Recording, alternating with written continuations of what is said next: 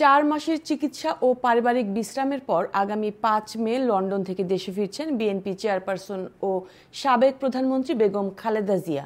এ তথ্য নিশ্চিত করেছেন দলের স্থায়ী কমিটির সদস্য ডক্টর AZM জাহিদ হোসেন। তিনি জানান, ম্যাডামের শারীরিক অবস্থা আগের চেয়ে কিছুটা ভালো। সবকিছু ঠিক থাকলে তিনি সোমবার ঢাকায় ফিরবেন। দেশে ফেরার সময় খালেদা জিয়ার সঙ্গে থাকছেন তার 2 পুত্রবধূ, তারেক রহমানের স্ত্রী ডক্টর জোবাইদা রহমান ও আরাফাত রহমান কোকোর স্ত্রী সৈয়দা শামিলা রহমান সিথি, চিকিৎসক ডক্টর জাহিদ হোসেন, উপদেষ্টা ডক্টর আমিনুল হক চৌধুরী, APS মাসুদুর রহমান এবং 2 গৃহ পরিচারিকা। সূত্র জানায়, তাকে বিমান বাংলাদেশ এয়ারলাইন্সের একটি নিয়মিত ফ্লাইটে বিশেষ ব্যবস্থায় দেশে আনা হবে। এয়ার অ্যাম্বুলেন্সের পূর্ণ সুবিধা না থাকলেও চিকিৎসা নিরাপত্তা নিশ্চিত করতে কাজ করছে লন্ডনের চিকিৎসক দল ও তার পরিবার। পুরো বিষয়টি তদারকি করছেন বিএনপির ভারপ্রাপ্ত চেয়ারম্যান তারেক রহমান।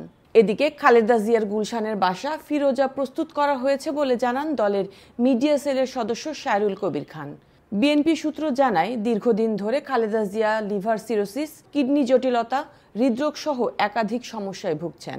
2018 সালে দুর্নীতির মামলায় দণ্ডপ্রাপ্ত হওয়ার পর তিনি কারাবন্দী হন। পরে সরকারের নির্বাহী আদেশে তার দণ্ড স্থগিত করে তাকে মুক্তি দেওয়া হয়। তবে শর্ত ছিল তিনি বিদেশে যেতে পারবেন না।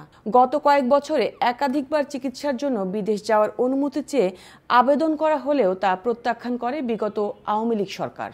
5 আগস্টের পর পরিবর্তিত পরিস্থিতিতে অন্তর্বর্তী সরকারের অনুমতি নিয়ে উন্নত চিকিৎসার জন্য গত 7 জানুয়ারি লন্ডন যান খালেদা জিয়া। দীর্ঘ প্রায় 1 দশক পর তিনি জ্যেষ্ঠ পুত্র তারেক রহমান সহ পরিবারের সদস্যদের সঙ্গে মিলিত হন।